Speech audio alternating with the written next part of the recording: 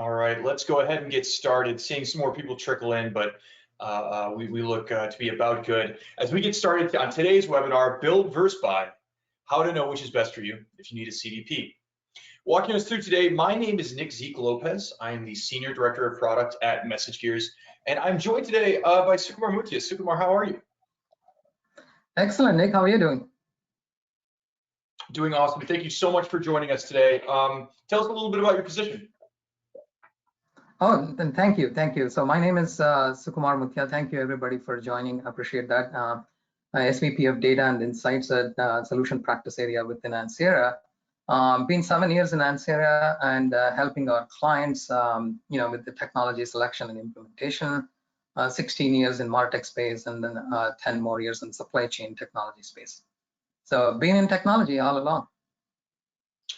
Excellent. Let's talk about what we are going to do today. Today, for everybody joining us, we're talking about really the build versus buy dilemma when it comes to CDPs, the positives and negatives of building or buying, a little bit about the market itself, if you're looking to buy, or what's out there and what people are doing, what a reference architecture looks like if you may build, and when you might choose to build.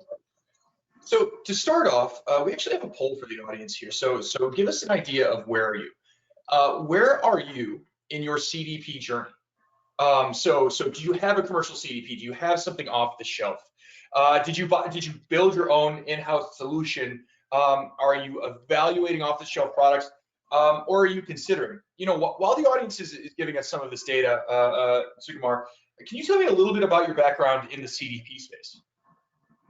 Yeah, certainly, Nick. I think it's a pretty interesting space here, right? So, it goes back to, 2000, probably around 2000 timeframe. So it goes back to the database marketing timeframe. So a lot of people out there, they will probably appreciate, if you're there in that time period, 2000, doing marketing, then it was all about database marketing. So, and then, over a period of time, it kind of evolved, right? So based on customer expectations and then marketers' expectations in terms of dealing with the data and helping customers to present all the things that they're looking for across multiple touch points.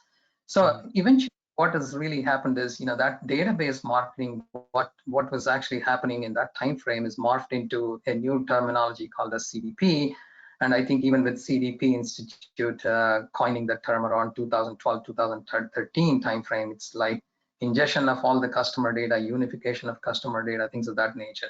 So I've been involved, since around that time, the last 16 years working in MarTech space, involved in building databases and then integrating technologies around those databases, right?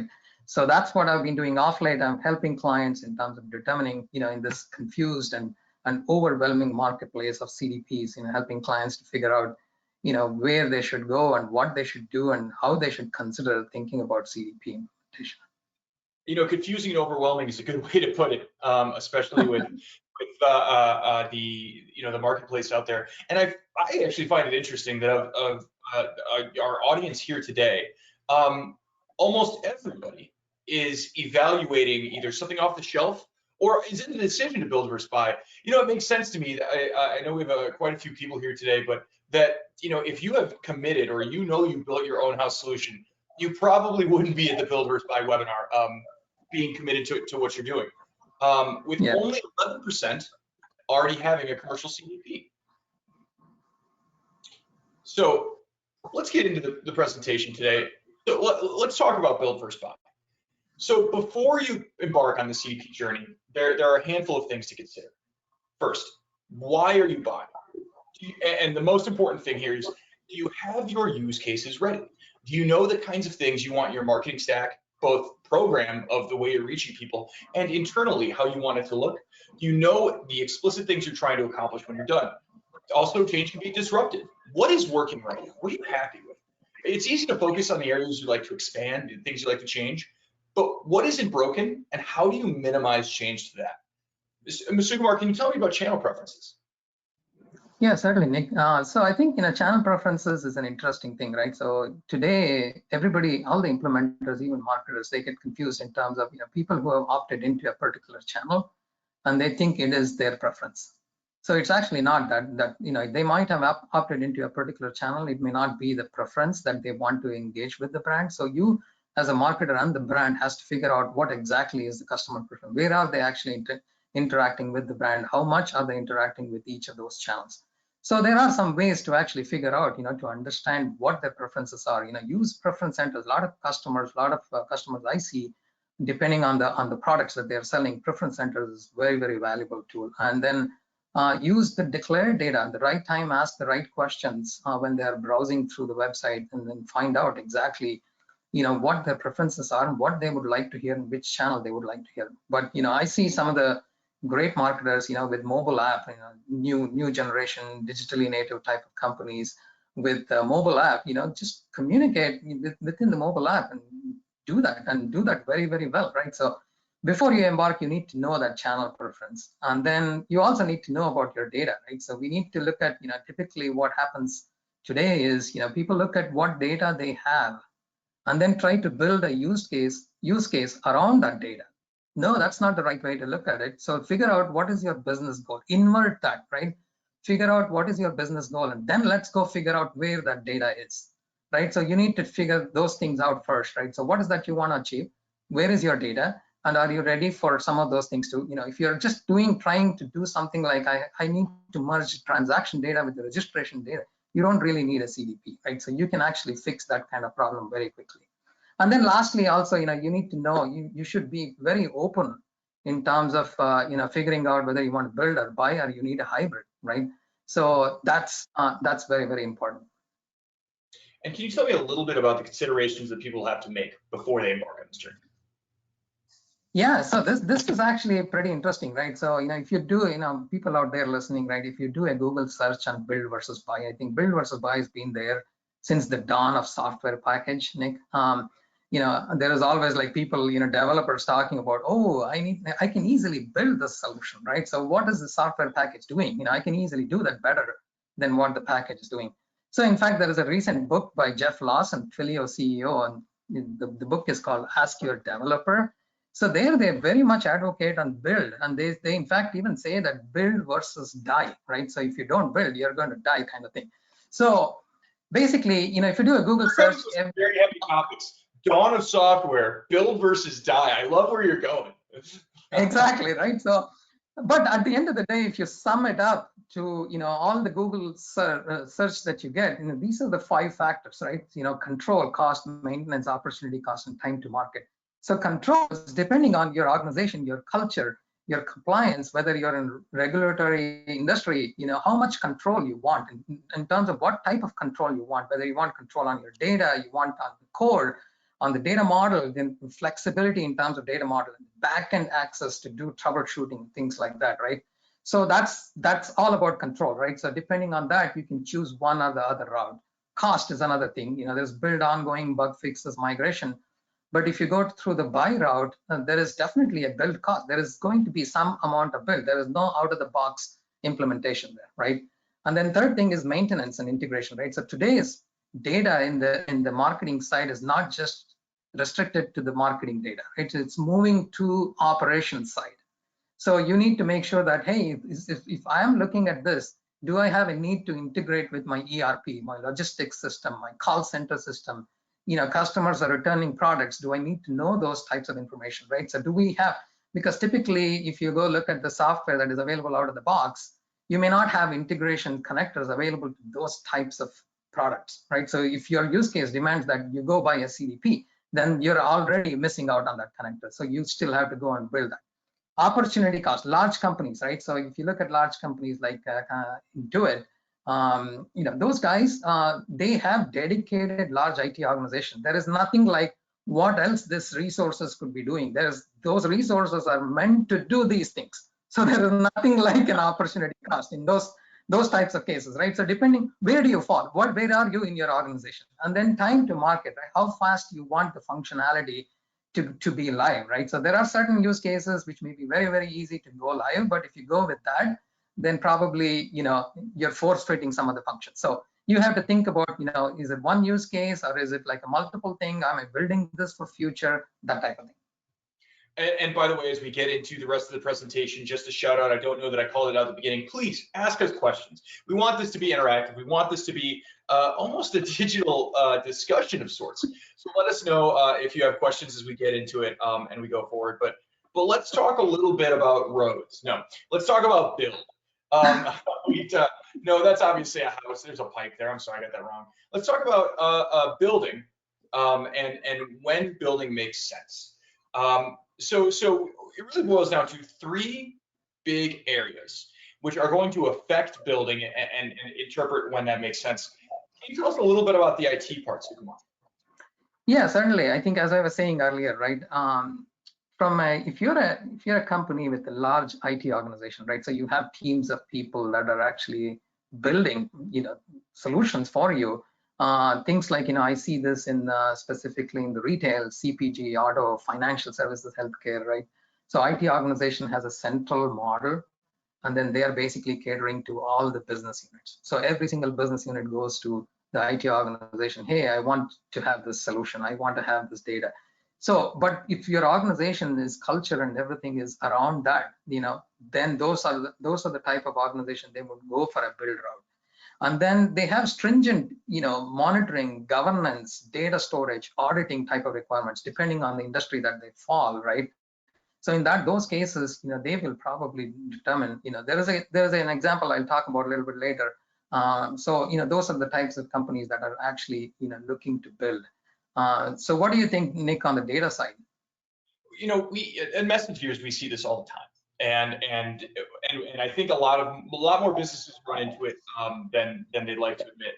But for many companies, central to the idea of their marketing operations is the fact that their data model and the way that they basically incorporate pieces of data in everywhere needs to be flexible. So the fact is, they aren't set into a cookie cutter box of tools. They've got data coming in from all over the place, and they need to be flexible to that. On top of that, the ability to have enhanced identity resolution. So if someone comes to your site, what are the ways in which you know who they are? How does that site visit then influence or change the way you remarket or talk to them later on? For many businesses, many CDPs have fairly straightforward, perhaps simplistic solutions there. When you have a data science team, when you have a decision science team, they can decide who that is and do a very good job, a top-notch job of understanding who's interacting with your brand. That makes that data piece even more important. Can you finish this out talking on the security piece, Sukumar? Yeah, so I just want to comment one more thing on the data side. So which is, typically people get confused in terms of master data management and the identity resolution, right? So the CDP's core functionality when it comes to identity resolution is, it looks at fragments of your data, right? It looks at the specific pointers within your data source. Is that email address, is that phone number? And then it kind of compares with multiple sources of data, and that then does the identity stitching, right? When it comes to master data management, then it's really looking at the entire customer record. What's your last name? What's your first name? What's your phone number? What's your email address? So then it's merging those two types of things. So people get confused that, CDPs can do some of this. I think, I'm not saying they don't do it, but there is some confusion that people have to clarify that in terms of determining, when they're specifically looking for that functionality. So let me talk about a little bit on the security side, right? So data security is also important. Some companies who are actually looking at really, what they call as, the TDE, right? So transparent data encryption, which is a full database that is encrypted. Or some companies want column level encryptions that they call CLEs. So can the CDPs provide those types of things? So if that is such a deterministic factor, then they go through a build route because they want to have full control on that. And then replication of data. A lot of financial services companies, they're becoming very, very stringent on replicating PII data. We work with a lot of clients. They say, absolutely not. I'm not going to replicate PII in one more instance. So if you want, I can give you all the other data, but then you will have to have an identifier unit to match. That causes a lot of complexity in integration. So these are the types of organization with those types of requirements will go for the build route.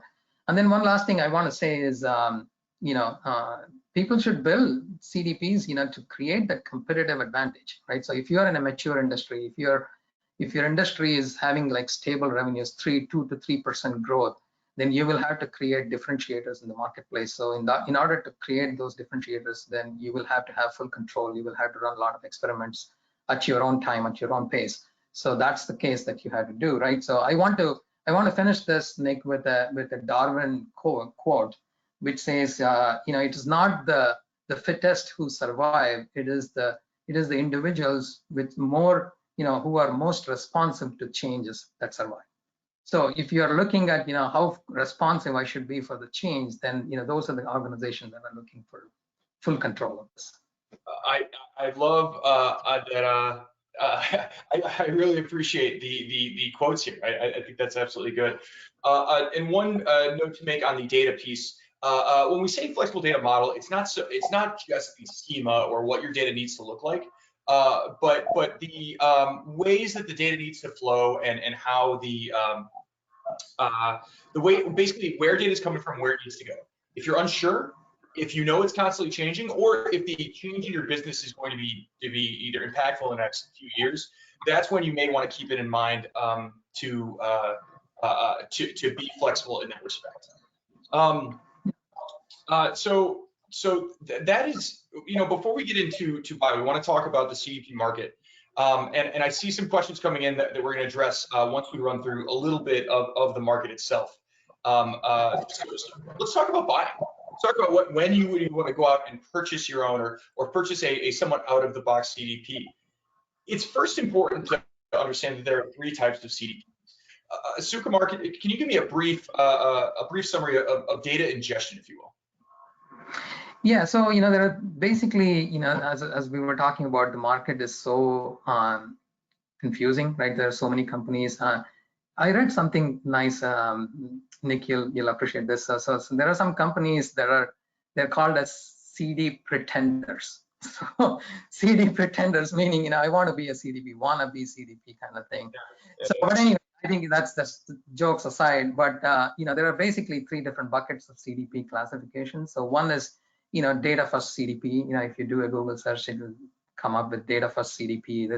These are the CDPs that are primarily driving the data ingestion, right? So when you talk about data coming into the CDP, is it coming in batch? Is it in real time? Is it coming from multiple touch points, whether it's online site and website, mobile app, or is it server data coming in? Those types of things, right? So pretty much in today's market, all the CDPs can ingest data in some form or fashion, but it's a question of how many different places that they can ingest and in what format, and whether it's real time or non-real time.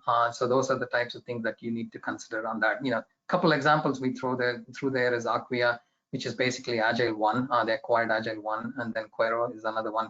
Historically, has been there as a data first CDP. Mm-hmm. And on top of that, it's basically a story of layering in functionality on top of the ability to ingest and go through ingest and use data. So we look at analytics, right? It's that ingestion and then that single pane of almost, we talk about analytics.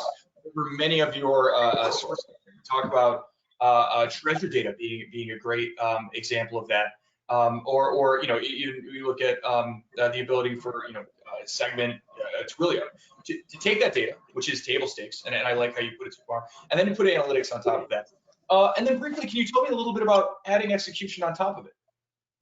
Yeah, so I think there are a lot of CDPs that are actually having their native execution capabilities, whether it's on email, SMS, or mobile, delivering messages to social and other channels, right? So fully integrated suites like Adobe and Salesforce, so they have their execution capabilities. So these are all the ones that are big in the marketplace, and then you can also see some of the up and comers like Exponia and stuff like that. So they are building their own native capabilities.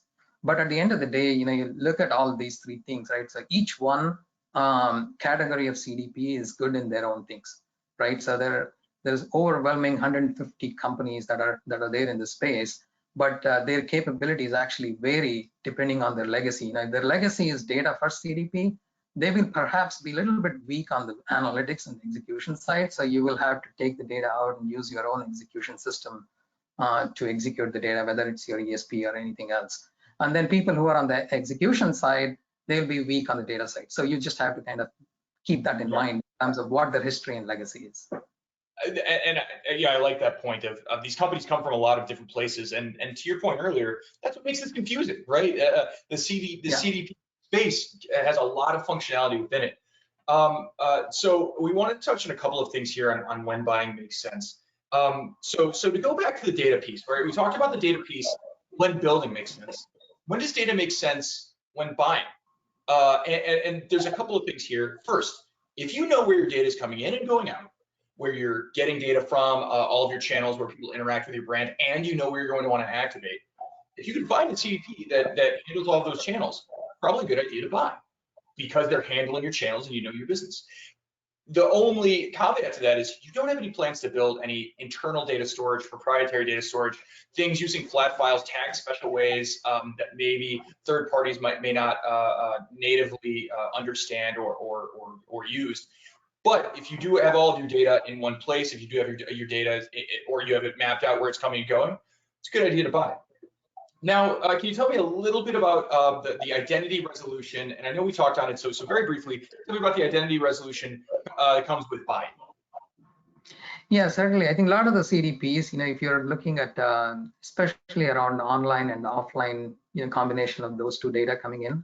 So you have lots and lots of streams of data coming in, right? So in that cases, you go for some of the CDPs that can actually, it has a built-in algorithm to kind of stitch the IDs together, right? So even if it is anonymous, so they create their own unique identifier at the later stage when the data is actually declared, then they're going to be able to stitch all of that together, right? So making sure that, if you're dealing with a lot of data, then go with the tool that has out of the box identity resolution cube. A lot of CDPs do it today.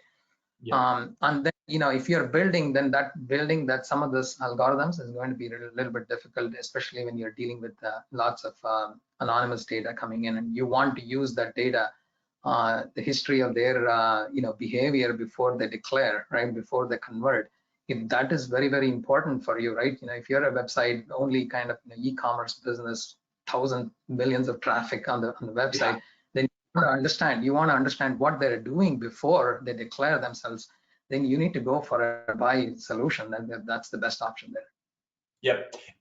And for engineering, something I want to call out here, which I think is a really good point. Don't always seek the tool that meets every single thing you would want out of a use case. Oftentimes for your business, 80% is not only good enough, 80% is great. If you can rank, starting with the use case of what you want to do, knowing the impact to your business, finding something off the shelf that meets at least 4/5 of it is success. And the reason why is kind of what we put at the bottom there. Buying a CDP is going to yield a faster time to market than building, so yielding results quickly. If you can get 80% within months instead of a year-long project to build, that, for all intents and purposes, is success. So, absolutely. Going to that, the 80% of use cases, can you tell me a little bit of use case versus cost? Yeah, so this is actually, for people listening out there, there is a website called Real Story Group. So if you go there, and you find a lot of information around, the CDP selection and stuff like that. So I particularly like this one. It's very simplistic matrix, right? So you map use cases versus cost. So at the end of the day, is the solution fit my requirement, and how much does it cost? So it boils down to those two elements. So if you can plot the graph, you look at, what are the use cases and who are my vendors and how much of those use cases they meet, fairly out of the box, right? So with minimum engineering requirements, then how much does it cost? So if you map it, really, I want it, far right bottom corner. That's where I want the vendors to be, but it's very, very hard to find everybody to meet that kind of requirements. When you plot it, it's visually very appealing. You can pick, you can shortlist the vendors. So that's one of the methodology that you can potentially use, in determining, which CDP to buy. That's absolutely. So as we close up, and we're going to go to reference architecture next. So hold on, because if you want to see how this gets put in place, whether you're building, buying, plugging in, I know we have a few questions specifically that apply to architecture, so I'm holding those for a few more minutes. Please be patient. But just to review, know what you need before you go. And I'm going to give just an overlook here. Know why you're doing it, right? Is this top down, but not like why, not background, not big idea. What are your use cases? What are you hoping to accomplish with a data platform that you can't do today? Know what channels that your audience wants to interact on, even the ones you can and can't do today. And I say that because oftentimes building, buying, whatever you're doing with a CDP is going to open up your possibilities. So know which ones you're open to, how you're going to do that, and what your measures of success would be. Understand, and that leads right into how your customers want to interact with you, and where's the data for it? Where are the various pieces of data that you have? Are they in proprietary or internal systems? Are they flowing from which vendors? Draw the box as big as you can and ensure you know where data is coming in and where it's going out. And this is such a big one to me here at the bottom. The ability to set what we're calling intermediate goals. Many of these projects, and we see it again and again, it's a big project to have a CDP live in 18 months or 9 months or whatever that is. It's important to have, like, when will the first message go out on a channel? When will the first, identity be resolved? Intermediate steps, they're going to build to the larger product. And then finally, as we're going to talk about in a second, know when a best of breed approach is right. Can you get 60% of what you need and off the shelf, and for the budget you can build the rest? Is it in your DNA? Like, understand that where your company is. But Sukumar,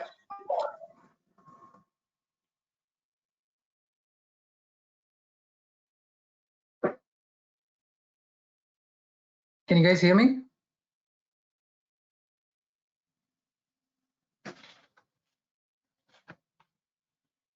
Hello? Can you hear me?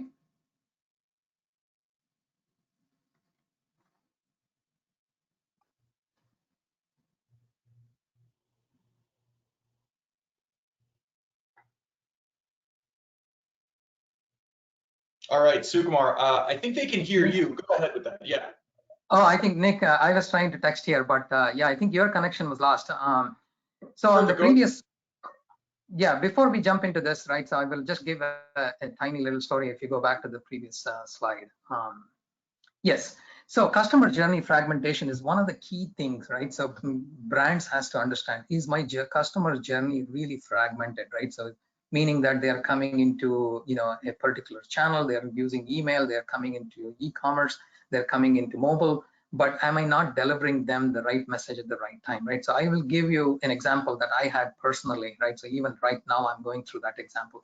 So I buy, particularly clothing from this particular retailer. I don't want to name names here, but I buy, t-shirts, jackets, shorts, pants, whatever. So nevertheless, every single week, the email I get from them has, women's clothing on it. And then I was thinking, like, well, how come, it's been like months, right? So I'm still getting women's clothing in that email, right? It's addressed to my email address, but I'm buying on e-commerce, I'm buying with, men's clothing pretty much, and then there I still get the email with women's clothing. So I was thinking why, and then I looked at what actions I'm taking on the email, right? So the action I'm taking is I'm actually clicking through that email. When they send me with the women's clothing, I'm opening the email, I'm going to the men's section, I'm searching for the men's clothes, what are new arrivals and things like that. So maybe they are confused. They are like, hey, I keep sending this guy clothing, and then he keeps buying men's clothing on e-commerce, but they're not tying those things together.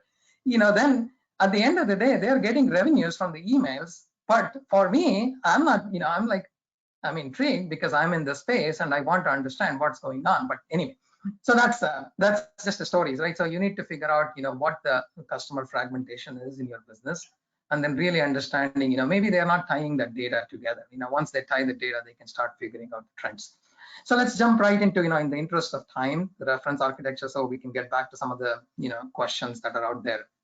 So this particular picture, right? So Nick, I think people would have seen this a million and one times, right? So, but I just want to talk about very simplistically 101, right? So when it comes to CDP, there are basically, three elements to it, right? So there is fundamentally, there is data sources. So you're trying to figure out what are different data sources, how do I collect that data into, a central place that I need to consolidate multiple, customer information into the same place. And the second piece is, the consolidation itself, right? So it has to happen somewhere. And then the third piece is, now that all of this is consolidated, I need to make this data available to the right-hand side. So there is ETL transformation. There is a bunch of requirements within the data consolidation process, and then there is automated delivery, right? So if you go to the next slide, so it's very, you can go buy a CDP and that can meet some of this thing, but if you're going through a build route, right? So nobody is in today's world is building from scratch. So they are actually doing, what I call as they're assembling, right? So even if we call build, it's really assembling. So if you look at it, there are lots of accelerators that are available to actually accelerate your build process. So you look at data sources and then you're thinking about, how do I get this data transformed from the source to the destination in real time, in batch, and so on and so forth, right? There is tools like Fivetran. So Fivetran's primary ability is it's basically an ELT platform, right? So it takes data and then loads it into Snowflake or Redshift, or it has this architecture where it makes it resilient and fail-safe, right? So fail-safe and encryption and all of that. And then there is Kafka, right? So when you look at Kafka, that's helping big companies, progressive companies, Airbnb, Netflix, Intuit, they're all using Kafka. LinkedIn, right? And that's streaming the data, that's also giving you the storage capabilities, intermediate storage capability, and then you can drive that into the destination. And then there is the tools like DBT, data build tool, right? This is primarily a complete development environment for your data transformation capabilities. So you can do all sorts of data engineering, and then you can publish the data into your data warehouse, right? So JetBlue Airlines is actually using DBT as a tool to centralize all of their data. Event bus is, historically, that's how software developers always use MessageGears for processing asynchronously data. So that is one way of doing it. And then in the middle, there is accelerators like, things like Snowflake, things like, with Azure and AWS. And then most progressive one is RudderStack. I am particularly intrigued with RudderStack because they help collect, validate, transform, and route your data to your data warehouse, right? So they call that, I think they even call that data warehouse first, and will transform your data warehouse into your CDP. So there is that kind of capabilities, you can look into those types of things. And then finally, on the right-hand side, making the data available. So there is a lot of tools with push and pull type of hooks, web hooks. And what I call here is basically you need to have an API hub, whether it's through a MuleSoft, whether it's through an Apigee, or some of the traditional ones like AWS and Azure and IBM. They also have the message API hubs. You can use that. Adobe is actually using what is called as an edge delivery, right? So on the right-hand side, their AEP platform uses the edge computing, so where the data is cached and it's immediately available to the execution system. So there are a lot of these accelerators available to you to help your assembly of your CDP if you want to go through a custom route. Now, quick, can you hear me, Sukumar? Is my audio good now? I can hear you, yeah. Perfect. So this is where we've been holding a lot of the questions, and so because I think even having this up on the screen now and talking through it is helpful. One question is, what would you say to a brand that is struggling to determine if they need a CDP because they've got this customer database on-prem that IT manages on behalf of marketing? Should they explore having the CDP, or is this duplicative? I'll give my answer. I'll let you follow up there. For me, it's all about ease of access and understanding of use. You say IT manages the database. Does marketing know where the data is? Does marketing know any additional data they want? And are they able to effectively? If so, they may not need a CDP to federate these different sources and bring them in. But if not, they may want a CDP to give them even if they're duplicating data or replicating data in that CDP, they may want the CDP to bring in all those sources with that database. Sukumar, what are your thoughts? Yeah. So whether they need CDP or not is the question, right? So, if you're looking at an organization that already has a data warehouse and stuff like that, so marketers are basically struggling to access the data, and they will probably get confused that in order for me to get access to the data, I need to embark on a CDP route. But whereas they probably are looking for a higher speed of, access to the data coming from their own IT organization, right? So they will really have to dig through, what exactly am I looking for here, right? I mean, if it's truly a use case driven approach, like I said, I need to drive my business goal. My business has this tons and tons of customers that are coming in. I need to give them highly personalized, messages, and I need to, increase the conversion rate, right? those, if there are really business value, then they need to take a hard look at, what are the use cases? Do I have the data available? Do I need to augment the data? And then go through that route, right? So there is a complete exercise that you have to go through, and which we cannot just answer in a couple of minutes here, but that's the direction I think we'll all have to take. Right. And that's your specialty is helping people through that. That's exactly where we help. Yeah. So we do have a couple other questions, but we've got some more supporting material here. Can you tell us a little bit about the data movement within this architecture?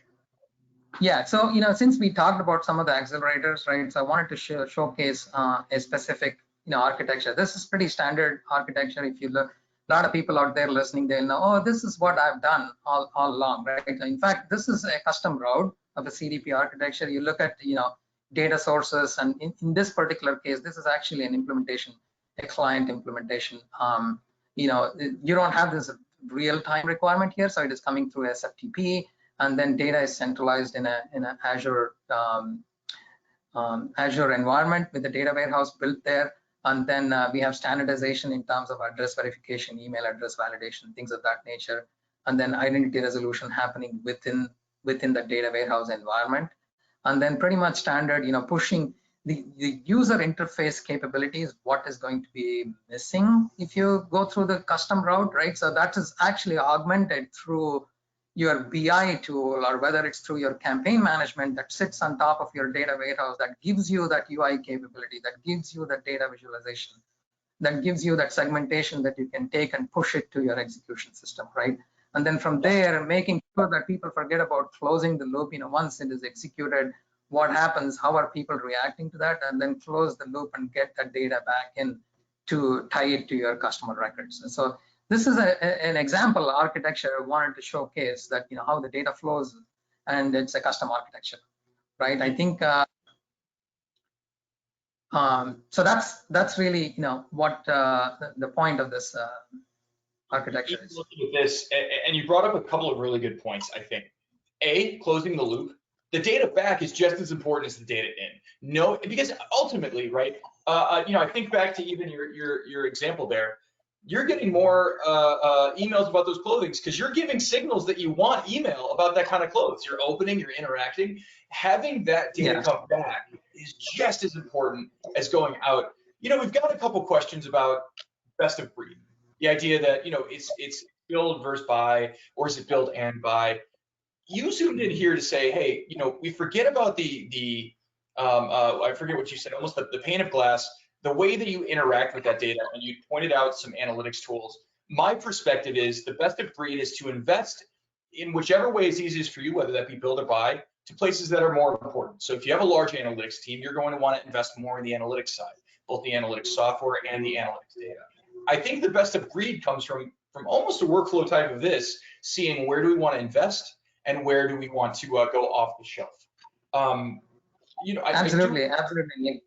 Yeah. So that is actually very, very important, because where are the gaps in your organization, right? So you need to figure out. It's I think somebody, I think maybe it's RudderStack or one of these guys, called the customer. It's not CDP anymore. It's customer data infrastructure, right? Yeah. So if you're looking at what are the gaps that are there in your existing stack, and by filling the gaps, is it going to solve the problem, or do I really have to buy? I mean, if you're a digitally native company, you're just starting on on your business model, or if you're building a new product, much stable company, you're building a new product, then you want to consolidate all the data in one place, then there is lots of CDP tools out there that will help you there.